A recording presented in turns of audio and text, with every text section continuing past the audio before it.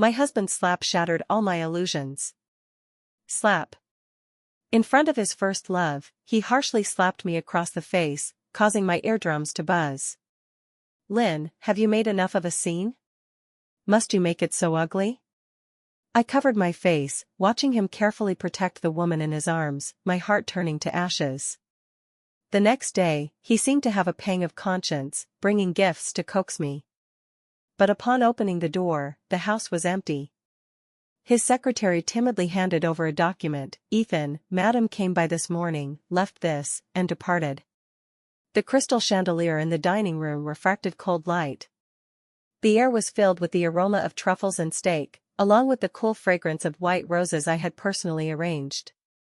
Today was our third wedding anniversary. I had been busy since 3 in the afternoon, preparing a full table of Ethan's favorite dishes. The wall clock's hour hand pointed to 10, the food had been reheated 3 times. My heart gradually grew cold along with it. Finally, the sound of the door lock turning came from the entrance. I immediately stood up, forcing a smile I had practiced countless times, and went to greet him. Ethan, you're back. My words stuck in my throat upon seeing the person following him. Chloe. His first love, the sister he always mentioned. She wore a pure white dress, with exquisite makeup, intimately linking arms with Ethan, like a proud princess. My husband, Ethan, in suit and tie, appeared composed, as if bringing another woman back to our home was the most ordinary thing. He didn't even glance at me, directly leading Chloe to the living room sofa. Lynn, pour 2 glasses of water. His tone was matter-of-fact, like ordering a household servant. I froze in place, feeling my blood solidify in an instant. Chloe's gaze swept over the exquisite dishes on the table, a barely noticeable contempt flashing in her eyes. She suddenly raised her hand, as if just noticing, and coquettishly said to Ethan, "Brother Ethan, look at you, insisting on buying this necklace for me, how embarrassing." My gaze was captured by the sparkling diamond necklace around her neck. It was the Milky Way tears. At last week's charity gala, I had mentioned to Ethan that I liked it. He had merely hummed indifferently, and I thought he hadn't taken it to heart. Turns out he remembered. But this surprise wasn't for me, his legitimate wife. Suppressing the surging bitterness and anger in my chest, I walked step by step toward them. Ethan. I called his name, my voice trembling slightly from the effort to restrain myself. On our 3rd anniversary, you bring another woman home and give her the Milky Way tears. What do you take me for? Ethan finally deigned to look at me. His eyes held no guilt, only impatience at being disturbed. Lynn, Chloe just returned to the country, I'm just being a good host. It's just a necklace, must you make such a fuss? Just a necklace. My efforts, my expectations, my marriage, perhaps in his eyes, they were all just. Chloe timidly hid behind Ethan, showing a weak and innocent expression. Sister-in-law, don't misunderstand, brother Ethan and I are just friends. This necklace is too valuable, I'll return it to him tomorrow. Her hypocritical demeanor completely ignited my long-suppressed anger. Shut up. You have no right to speak here. I nearly roared. Ethan, make her get out of my house. My voice was sharp, shattering the hypocritical calm in the living room. Chloe was startled, her shoulders trembling, her eyes instantly reddening. Her foot seemed to trip on something, her body softened, and she exclaimed as she fell to the side. Everything happened too quickly. I didn't even see how she fell. Ethan, like a beast whose reverse scale had been touched, rushed forward in one stride to support her. Then, he turned around, his ice-cold eyes glaring fiercely at me. Lynn, are you insane? The next second, a slap-carrying wind harshly landed on my face. Slap. The crisp sound shook my eardrums into buzzing. My left cheek burned hotly, like branded by a hot iron. The whole world went quiet. I could hear my heart shattering inch by inch. I covered my face, through blurred vision, watching Ethan carefully protect Chloe in his arms, softly comforting her. Chloe, don't be afraid, are you hurt anywhere? That was a gentleness I had never seen. I was like an outsider, a clown, watching him and his first love perform a scene of deep affection. So, my love, my forbearance, my concessions, in exchange for this heart-piercing slap. Heart turned to ashes. These 4 words, I had never experienced so profoundly. I looked at him and suddenly smiled. No hysteria, no tears. Just calmly, word by word, I spoke. Ethan, have you made enough of a scene? Must you make it so ugly? I returned the words he had just questioned me with, unchanged. His action of protecting Chloe paused, a flash of astonishment on his face. Perhaps in his view, I should cry, should make a fuss, not be as terrifyingly calm as now. I no longer glanced at them, turned around, and walked up the stairs step by step. Behind me, Ethan seemed to want to say something but ultimately didn't speak. That night, I kept my eyes open until dawn. The bedroom door was never pushed open.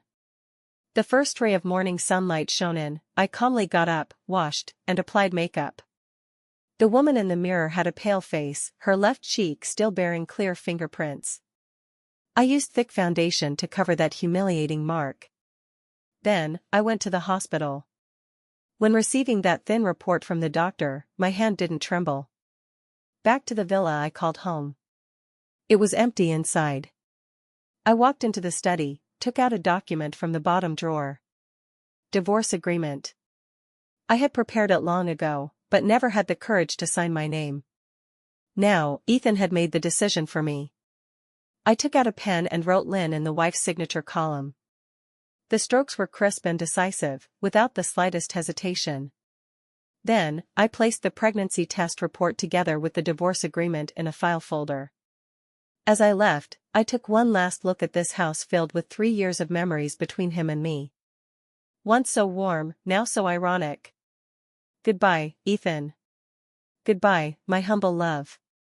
Downstairs at Ethan's company, I handed the file folder to his secretary.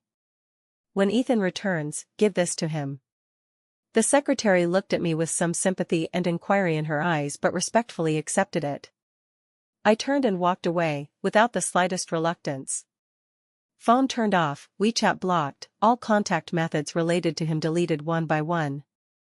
I didn't return to my parents' home. I knew if Ethan couldn't find me, he would go there. I didn't want my parents to worry about me, nor did I want them to face the Gu family's dominance because of me again. I used a new SIM card to book a flight to a seaside town. I wanted to completely disappear from his world.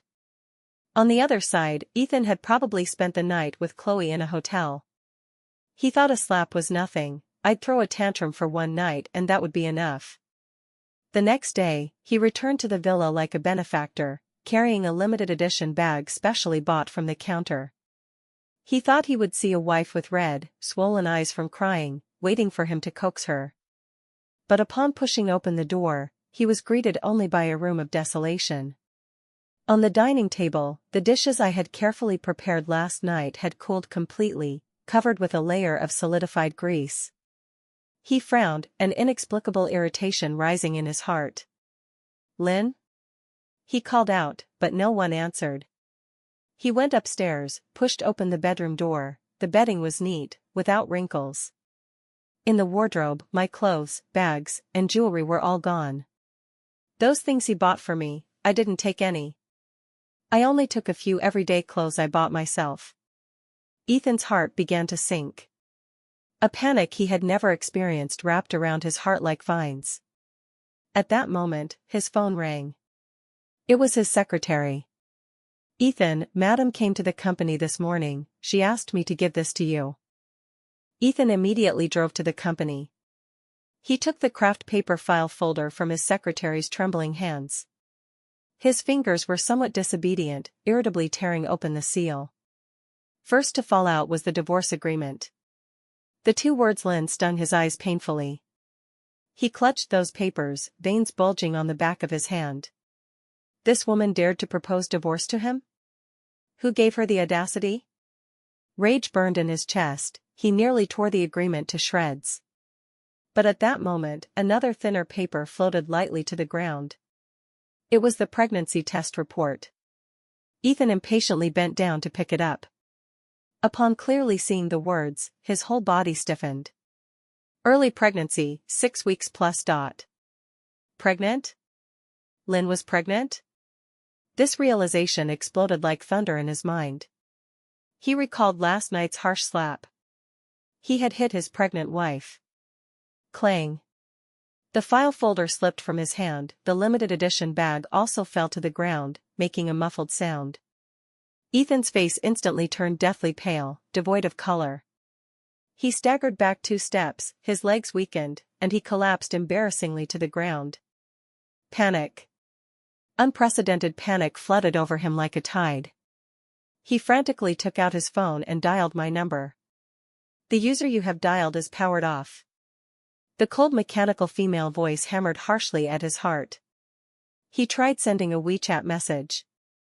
The bright red exclamation mark reminded him that he had been blocked.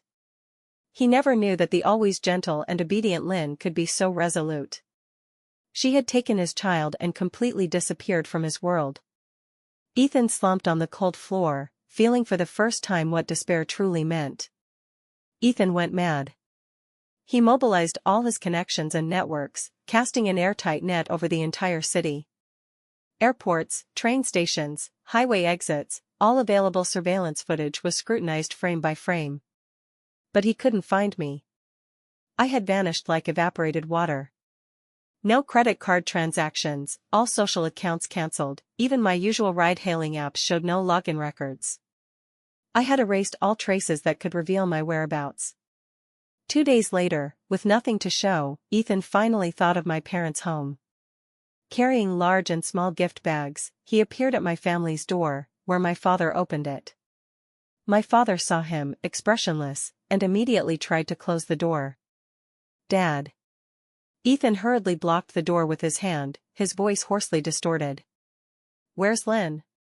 Is she here? My father looked at him coldly. There's no one named Lynn in our family, you've got the wrong place. Dad, I know I was wrong. Please let me see her, I'll apologize to her. Ethan lowered his posture extremely, even with a pleading tone. My mother, hearing the noise, came out from inside. She looked at Ethan, her disgust unmasked. Ethan, we can't afford your dad. We entrusted Lynn to you hoping you'd treat her well, not humiliate her. We'll cherish our daughter ourselves, no need for you, the big CEO, to bother. With that, my mother forcefully closed the door, shutting out Ethan and his expensive gifts. Ethan stood outside, hearing the suppressed crying from inside, tasting helplessness for the first time. He recalled the 3 years of marriage with Lynn. She was always so gentle, so considerate. Every day he came home, there were hot meals. If he casually mentioned liking something, she'd prepare it the next day. She remembered all his preferences clearly. And what about him toward her? He didn't even remember what she liked to eat, forgot her birthday. He took her efforts for granted, her obedience as a habit. Only upon losing her did he realize that the woman he had ignored for 3 years had permeated every corner of his life. Regret, like poison, gradually eroded his vital organs. As he leaned dejectedly against the wall, his phone rang. It was his mother, Mrs. Margaret. Ethan, where have you been these days? Chloe has been wronged, and you don't even accompany her more. Why bother with that senseless Lynn? Hurry and bring Chloe home to comfort her properly. His mother's self-righteous accusations seemed particularly grating at this moment. If it were before, he might have complied with her arrangements. But now, he felt an unprecedented annoyance. Mom, stay out of my affairs from now on. For the first time, he spoke to his mother in such an icy tone, then hung up directly. He leaned against the cold wall, his mind in chaos. He didn't know where to look for me, nor how to face me if found. Could the home he had shattered with his own hands be pieced back together? When the plane landed, the salty sea breeze brushed my face, carrying a fishy sweetness. I arrived at this southern coastal town. No acquaintances, no past, perfect for a fresh start. With the little savings I had, I rented an apartment with a sea view. The place wasn't large, but it had good sunlight. I severed all ties to the past, including with my parents. I knew they would worry, but I also knew that as long as I stayed in contact with them, Ethan would always find a way to locate me. I had to be ruthless. On the third day after settling in, early pregnancy symptoms began. Nausea, vomiting, dizziness, drowsiness. I couldn't eat anything, the slightest smell of cooking oil made me vomit violently. I lost weight all over. That afternoon, while shopping at the supermarket downstairs in the community, just after paying, a wave of intense nausea surged. I covered my mouth and rushed to the roadside trash bin, vomiting profusely. My stomach was empty, only bile coming up. In my disheveled state, a bottle of warm water and a pack of tissues were handed to me. I looked up and saw a man in a white coat. He was tall, wearing gold-rimmed glasses, with gentle brows and eyes, and a clean temperament. "Drinking some warm water will make you feel better." His voice was like him, mild and polite. I took the water, rinsed my mouth, feeling the burning in my throat ease considerably. "Thank you."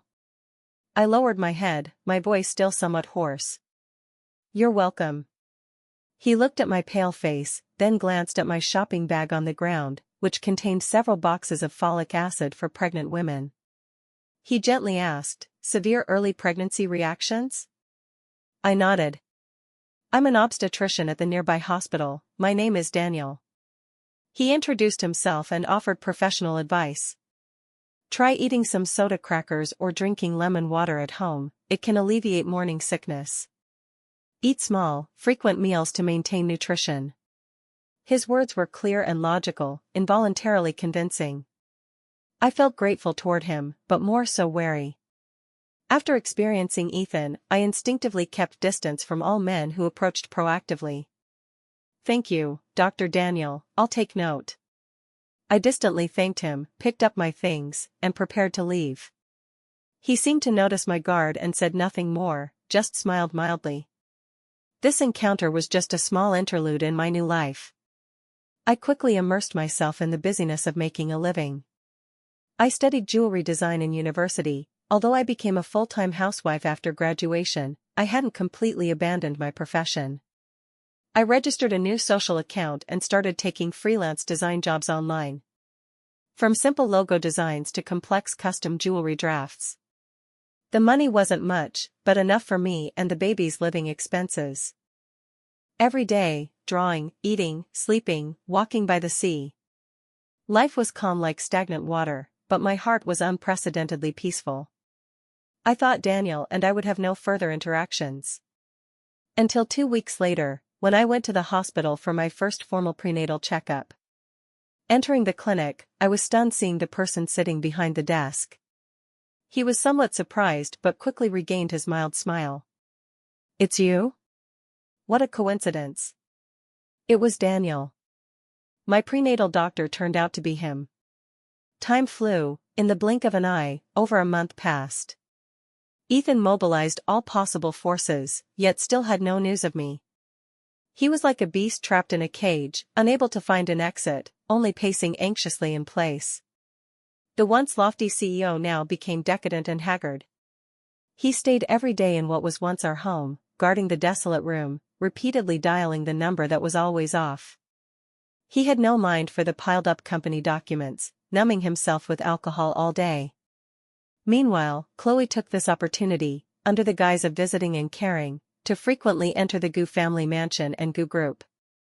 In front of company employees, she assumed the posture of a future mistress, directing Ethan's secretary and even trying to meddle in company affairs.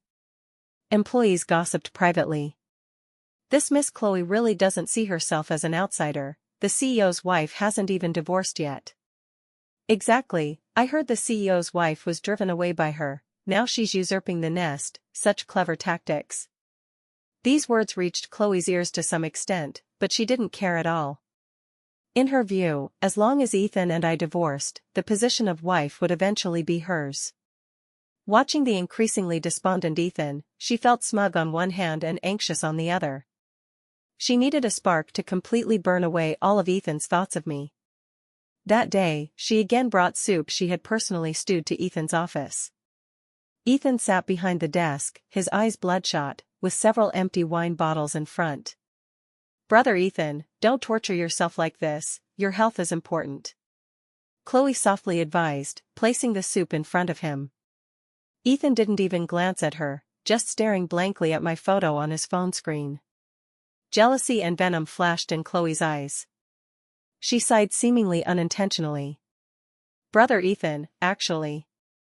I think sister-in-law might not come back. Ethan's eyes finally showed fluctuation. Chloe pressed on, cautiously probing, think about it, sister-in-law is pregnant, hasn't contacted you for so long, hasn't gone for checkups. I heard that if it's early, the procedure is quick and doesn't affect the body much. Her words were like a poison knife, precisely stabbing into Ethan's deepest fear. Abort the child. These 4 words made his blood freeze. He abruptly looked up, his scarlet eyes glaring fiercely at Chloe, the brutality and killing intent in them making Chloe's heart tremble. Shut up. He swept the soup bowl off the table, hot soup splashing all over Chloe. The shattering porcelain made a sharp, ear-piercing sound. Who allowed you to speculate about her like that? She's not like you. This was the first time Ethan lost his temper so badly at Chloe. Chloe was frightened pale, tears instantly welling up. Brother Ethan, I was just worried about you. I didn't mean it. Ethan seemed not to hear her sobs. His mind was in turmoil, Chloe's words echoing like a curse. He began to doubt. Doubt his long-held perception of Chloe.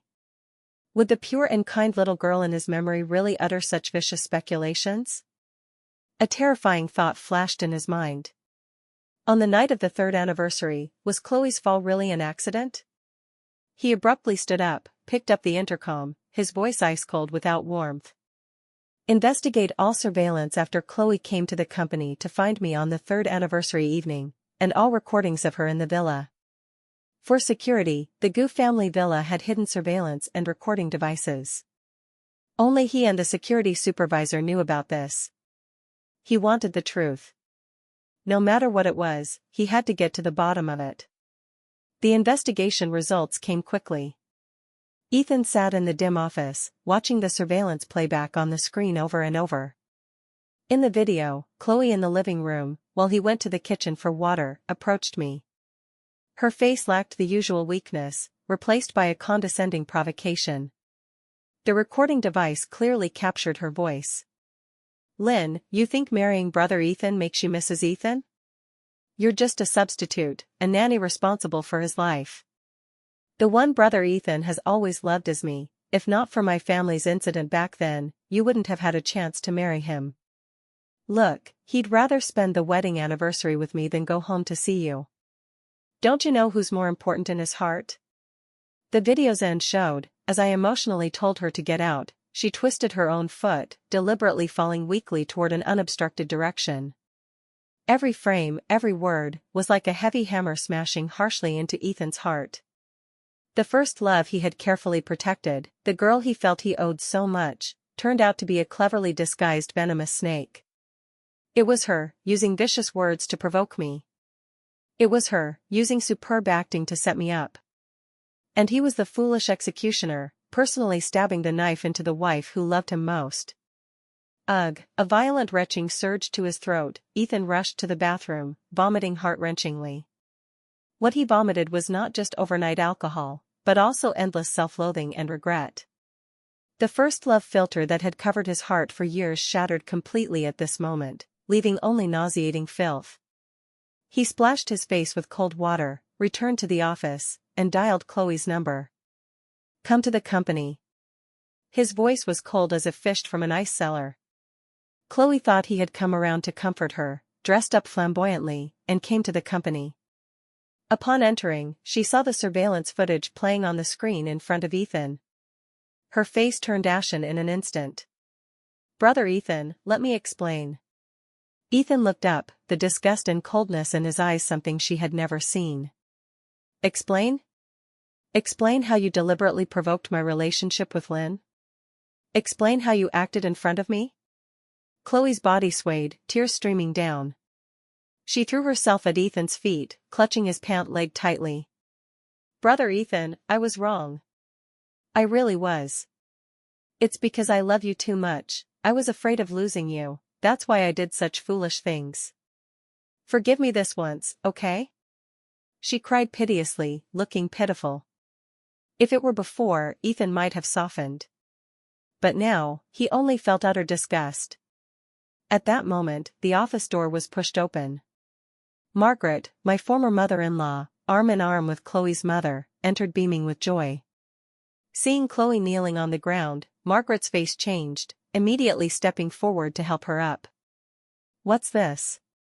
Ethan, how can you treat Chloe like this? She turned to glare at Ethan, her tone full of accusation. I'm telling you, you must divorce that woman Lynn immediately. Then marry Chloe grandly. Ethan wearily pinched his brow. Mom, this is my business, stay out of it. Stay out? Margaret's voice rose instantly. How can I stay out? Our Gu family absolutely cannot let the Chu family's daughter suffer the slightest grievance. She said this self-righteously, but it raised strong doubts in Ethan's heart. The Gu and Chu families were just ordinary business partners, their relationship wasn't deep enough for this. Why did his mother repeatedly emphasize not letting the Chu daughter suffer?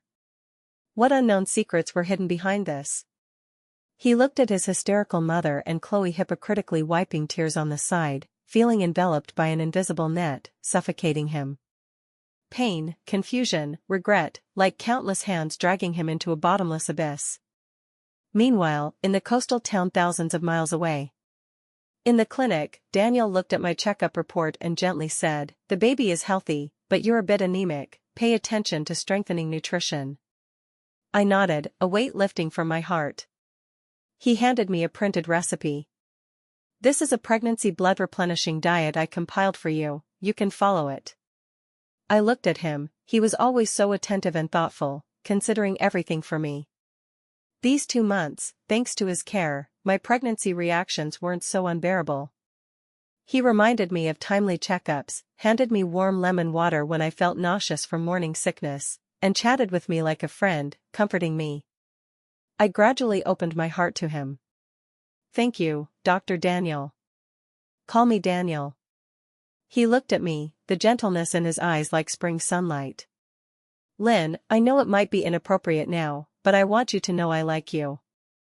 I won't disturb or force you, I just want, as a friend, to stay by your side, protecting you and the baby. Daniel's confession was like a pebble stirring ripples in my calm heart lake. I didn't respond immediately. Hurt too deeply by Ethan, I dared not touch emotions lightly again. Daniel, thank you. But, right now, I just want to give birth to the child safely. I politely declined. He seemed to have anticipated this, showing no disappointment, just smiling mildly. I understand. It's okay, I'll always be with you as a friend. His frankness and respect relieved me, adding an indescribable touch. In the days that followed, Daniel truly, as he said, adhered to the boundaries of friendship, silently guarding by my side. He would help carry heavy shopping bags, time reminders for taking folic acid, and quietly accompany me by the sea for an afternoon when I was down due to pregnancy mood swings. His presence was like a warm ray of sunshine, dispelling the last bit of haze in my heart. Gradually, a long-lost smile appeared on my face. My design career began to improve. By chance, the engagement ring draft I designed for a famous blogger went viral online. The unique design concept and exquisite craftsmanship attracted many clients. My account followers started increasing, and orders grew. I established a small online studio, busy and fulfilled every day. I began truly living for myself, striving for the upcoming child. That day, I was at the hospital for a routine pregnancy checkup. Due to a slightly low fetal position, Daniel suggested overnight observation. He busied himself handling admission procedures and settling everything. Don't worry, it's just a minor issue, observation will be more reassuring. He softly soothed my tense emotions and specially went to the hospital cafeteria to get me a light yet nutritious dinner. Lying on the hospital bed, watching his busy figure for me, a warm current surged in my heart. At that moment, the ward door was forcefully pushed open from outside. I subconsciously looked up. A man stood at the door. He was emaciated, stubbly, his expensive suit wrinkled, eyes sunken and bloodshot. His whole being exuded decadence and despair. It was Ethan. He had found me. Ethan traced me through the signatures on my online design works. When he found my city, he was almost ecstatic. He drove overnight, without sleep or rest, rushing over. He imagined countless reunion scenarios. He would kneel and beg, hold me and cry, tell me how regretful he was. He thought that as long as he was sincere enough, I would surely soften. However, arriving at my rented apartment, he found it empty. Anxiously inquiring, he finally learned from neighbors that I was at the hospital. Rushing to the hospital full of hope, what he saw struck him like lightning. In the obstetrics corridor, Daniel was gently draping his coat over me. "It's cool at night, don't catch a cold." I looked up and smiled at him, a smile carrying dependence and reassurance I hadn't even noticed myself. "Thank you." This warm scene branded Ethan's eyes like a red-hot iron. Jealousy, regret, anger, various emotions collided wildly in his chest, nearly tearing him apart. How could he endure it? His wife, the mother of his child, smiling so gently at another man. He rushed forward madly, grabbing my wrist. His grip was strong, as if to crush my bones. "Lynn." His voice trembled, hoarsely distorted, carrying the ecstasy of recovery and deep fear. "Come home with me." I was stunned by this sudden change. The sharp pain in my wrist pulled me back to reality. Looking at this familiar yet strange man before me, my heart had no ripples. No hate, no love. Only bone-chilling indifference. I forcefully, calmly, withdrew my hand. Then, I looked up, meeting his scarlet gaze with strange and distant eyes. "Mr. Ethan, we have no relation anymore." The phrase "Mr. Ethan" instantly drew an insurmountable chasm between us. Ethan's body shuddered violently, his face draining of all color. He looked at me incredulously, as if not recognizing me. What did you call me?" At this, Daniel stepped forward, unobtrusively shielding me behind him. He looked at Ethan, polite yet firm. "Sir, Lynn is my patient, she needs rest now. Please don't disturb her." Ethan's gaze shot like knives toward Daniel. "Who are you? What's your relationship with her?" "I'm her attending physician," Daniel calmly replied, "and also her friend." "Friend?" Ethan sneered, jealousy nearly spewing fire from his eyes. "I don't think it's that simple." He reached again to grab me, but Daniel steadily blocked him. Two equally tall and outstanding men confronted each other silently in the hospital corridor. One decadent and mad, the other gentle and resolute. The air was thick with tension. I didn't want any more entanglements with him. "Daniel, let's go." I tugged Daniel's sleeve and turned to leave. "Lynn, you're not allowed to go." Ethan roared behind me, his voice full of despair. I didn't look back. Not a single step. Ethan didn't leave. He rented a hotel apartment near the hospital I was in and stayed. He began a long and humble pursuit to win back his wife. Every day, he would hold a large bouquet of roses, appearing downstairs at the hospital. From the ward window, I could see his solitary figure, standing from dawn to dusk. The vibrant roses contrasted absurdly with his decadent silhouette. He would also buy various expensive supplements, entrusting nurses to deliver them to my ward. Bird's nest, sea cucumber, fish maw, all top grade. I never accepted any, having the nurses return them untouched. He was like a tireless believer, using every method to try to open my tightly closed heart. But I ignored it all. My heart had died the night that slap fell. Daniel, in his dual roles as friend and doctor, became my sturdiest shield.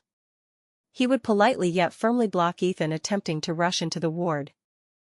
"Mr. Ethan, the patient needs rest, please don't disturb her life anymore." Ethan looked at this gentle as jade yet assertively strong man before him, jealous to the point of madness. "This is between me and my wife, no need for an outsider like you to interfere. The moment you hurt her with your own hands and she signed the divorce agreement, she was no longer your wife." Daniel's tone remained calm, yet every word pierced the heart. Everything you're doing now only troubles her, without any meaning. The atmosphere between the two men was always tense.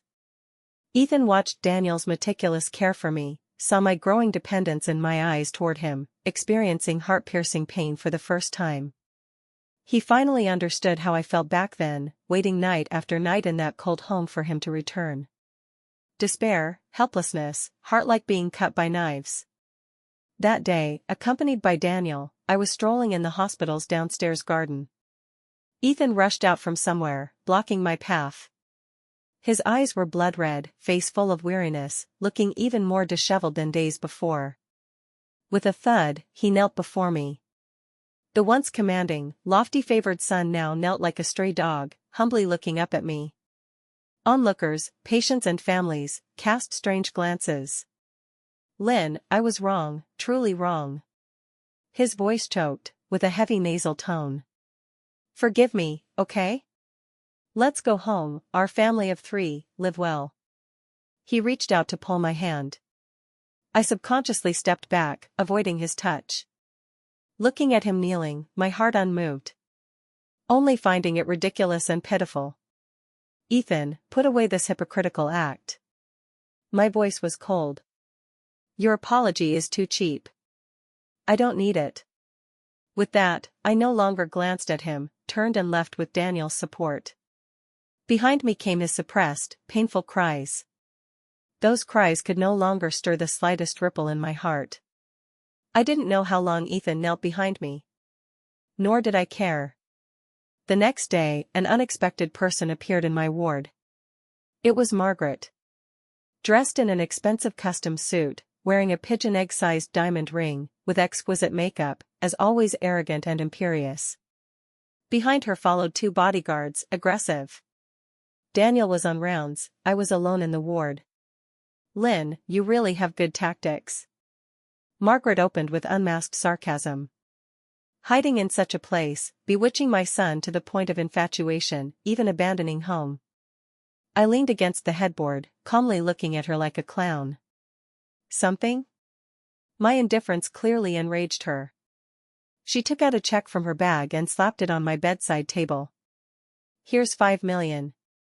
Take the money, abort the bastard in your belly, then disappear forever. Bastard. Her word choice stabbed my heart like a poisoned dagger. In my belly was her Gu family's own grandson. A rage burned from my heart. I picked up the check and, in front of her, tore it bit by bit into shreds. My child is not for you to dictate. I threw the shreds on the ground, looking at her coldly. Want me to abort the child? Only over my dead body. You. Margaret trembled with anger from my action, her face flushed liver red. Don't be shameless. What do you think you are? Just a fertility tool our Gu family bought with money. If not for your mother's slight favor to our family back then, you wouldn't even qualify to enter our Gu door. She roared recklessly. I keenly caught the information in her words. My mom? What relation does my mom have with your family? My mom died of depression when I was young, my dad rarely mentioned her past. Margaret seemed to realize she had slipped, her face changing, but quickly regaining arrogance. Humph, want to know?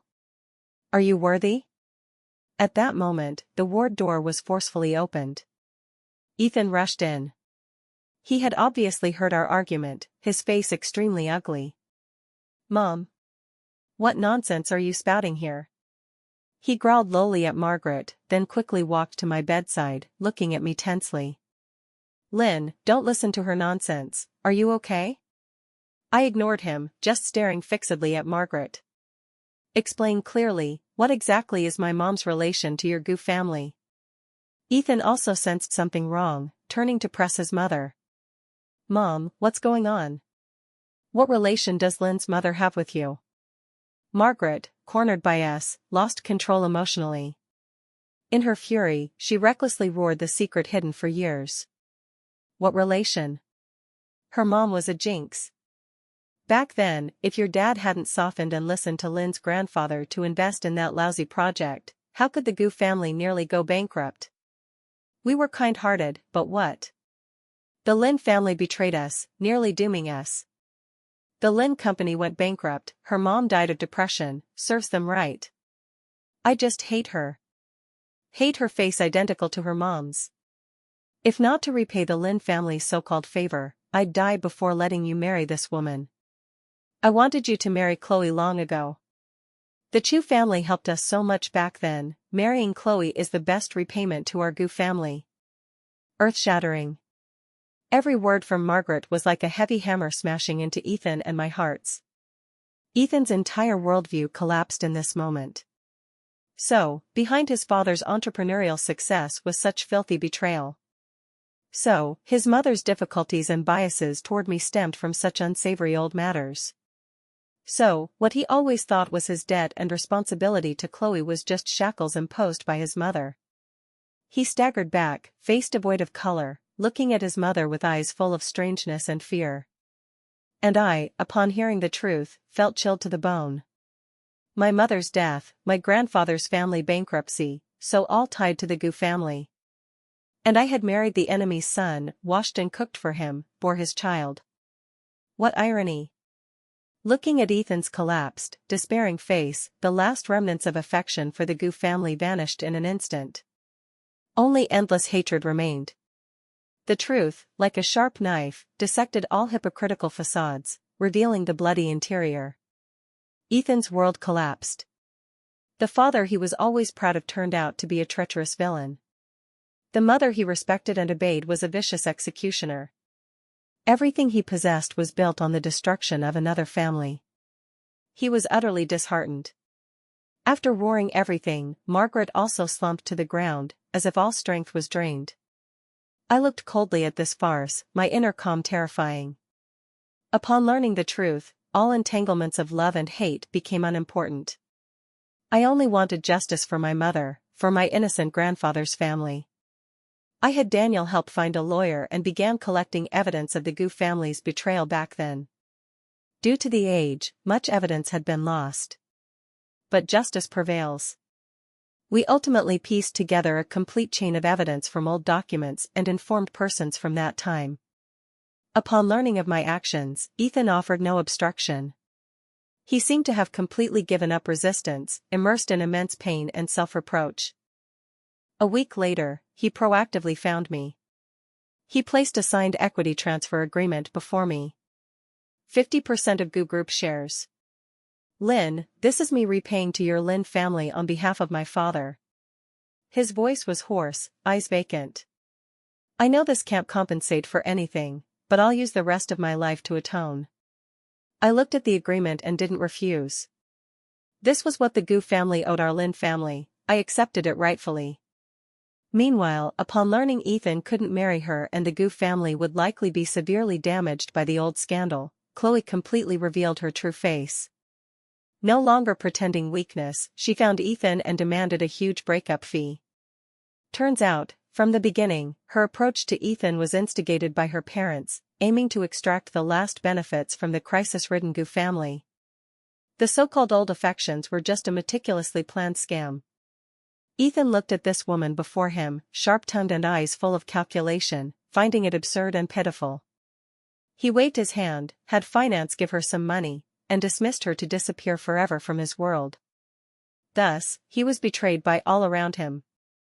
Father's hypocrisy, mother's viciousness, first love scheming, turned his life into a complete joke. He personally hurt the only one who loved him and lost her forever. He had nothing left. I accepted the transferred shares, becoming one of Gu Group's largest shareholders. But I didn't return to that family full of schemes and filth. I used this money to establish my own jewelry design studio in the coastal town. My career flourished, quickly gaining fame in the industry. I was no longer the dependent Mrs. Gu, I was just Lin, a resilient, independent single mother. A year later, on a warm spring day, I gave birth to a cute son.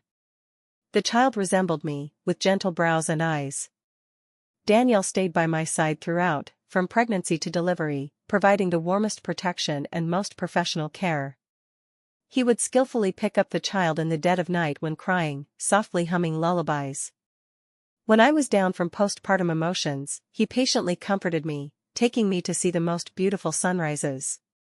His love wasn't as intense as Ethan's, but like a gentle stream, silently permeating every corner of my life, warm and healing. Meanwhile, after handling all company handovers, Ethan resigned as CEO. He didn't disturb me again. I heard he sold all his personal assets and established a charity fund specifically to help families bankrupted by commercial fraud.